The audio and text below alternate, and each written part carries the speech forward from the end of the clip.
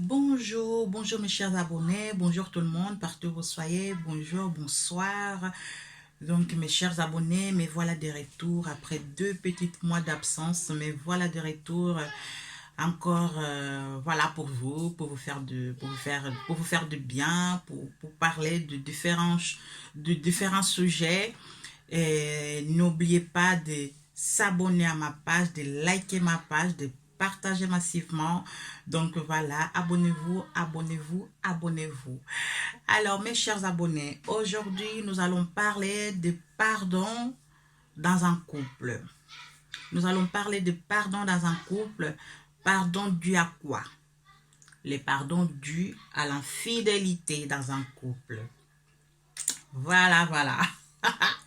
Les pardons dus à l'infidélité dans un couple. L'infidélité.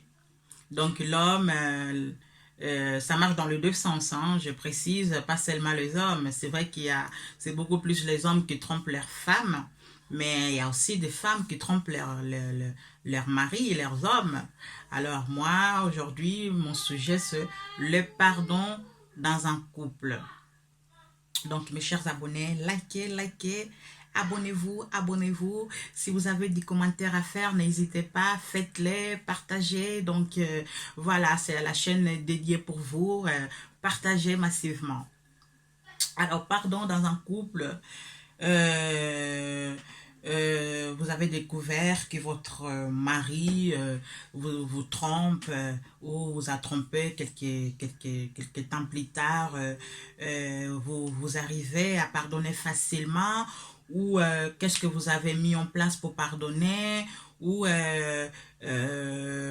voilà, est-ce que vous avez convoqué la famille pour pardonner, enfin pour essayer de trouver un accord, pour essayer de faire voir les choses. Est-ce que vous avez résolu les problèmes vous deux seulement ou vous avez fait appel aux responsables de la famille ou les gens que vous faites plus ou moins confiance voilà, à qui vous pouvez vous confier. Donc c'est ça le but de ce sujet-là aujourd'hui, les pardons dans un couple. Donc après une relation extra-conjugale, vous avez découvert que votre mari vous trompe, il vous a trompé quelques mois ou quelques années, et vous avez pardonné facilement ou vous avez pris du temps ou à partir de cette date, vous avez perdu la confiance envers votre mari ou envers votre femme. Qu'est-ce que vous avez mis en place finalement pour vous en sortir dans cette situation? Souvent on dit nous sommes mariés, vous êtes mariés pour les meilleurs ou pour les pires. À mon avis, l'infidélité, c'est vraiment une des pires choses. Hein. C'est vraiment une des pires choses parce que dans un couple, quand il y a l'infidélité, forcément la personne qui subit cette infidélité, elle se sent rabaissée, elle se pose des questions, surtout nous les femmes, hein, à mon avis, on se posera des questions, on se pose des questions, pourquoi il a été infidèle, qu'est-ce que j'ai fait de mal, qu'est-ce que j'ai pas fait, on se pose vraiment beaucoup de questions, pourquoi ça, pourquoi ça, pourquoi ça. Vous les hommes, quand votre femme arrive au point de vous tromper, quelles sont les questions que vous vous posez aussi, donc c'est ça. Et après ça, après cette situation, quelles sont les choses que vous mettez en place pour arriver à vous en sortir, pour arriver à oublier. On dit on peut pas oublier, mais faut aller en avant. Mais qu'est-ce que vous mettez en place justement pour, euh, pour arriver à vous en sortir? Parce que quand il y a l'infidélité, c'est quand même difficile à avancer, c'est quand même difficile. On avance avec pas totalement, avec un pied dedans et un pied dehors. Quelles sont les solutions en fait que vous mettez en place pour pouvoir bien avancer dans tout ça? Donc dans une relation où il y a l'infidélité, quels sont les moyens que vous vous donnez pour pardonner à votre couple? Donc c'est ça ma question. Peut-on pardonner déjà facilement? On peut pas parce que il y a quand même un acte très grave qui a été commis, hein, on peut pas pardonner facilement. Donc, c'est ça ma question. Laissez vos commentaires, vraiment, laissez vos commentaires massivement. Dites-moi, comme ça, après cette vidéo, après vos réponses, je vais essayer de faire maintenant une autre vidéo avec les réponses que vous allez laisser. Je vais essayer de faire une vidéo pour conclure ce débat de l'infidélité. Quelles sont les solutions que vous allez mettre en place pour pouvoir résoudre les problèmes? Voilà. Est-ce que vous allez voir des spécialistes? Est-ce que vous allez faire appel à la famille? Est-ce que vous allez résoudre vous-même les couples sans faire appel à une troisième personne? Quelles sont les solutions que vous mettez pour pouvoir résoudre ces problèmes de l'infidélité? Est-ce que vous vivez avec? Vous dites, voilà, il est comme ça, c'est sa nature, il va jamais changer, ben, je vis avec. Est-ce que vous acceptez? Dans votre du fait d'accepter, est-ce qu'il n'y a pas de conséquences? Il n'y a pas de conséquences du fait d'accepter cette relation? Ou il n'y a pas eu de conséquences? Donc voilà, moi j'attends vos réponses, vraiment.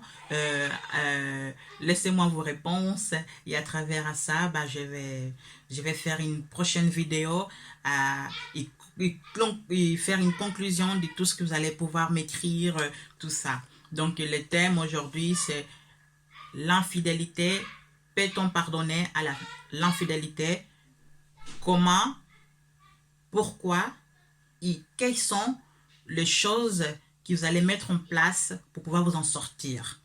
Donc voilà. En tout cas, messieurs, mesdames, au clavier. Mettez-vous au clavier, j'attends vos réponses. Voilà. Parce que quand on dit on est marié pour les meilleurs, pour les pires, je pense que c'est plutôt dans la maladie, dans la pauvreté, des choses comme ça.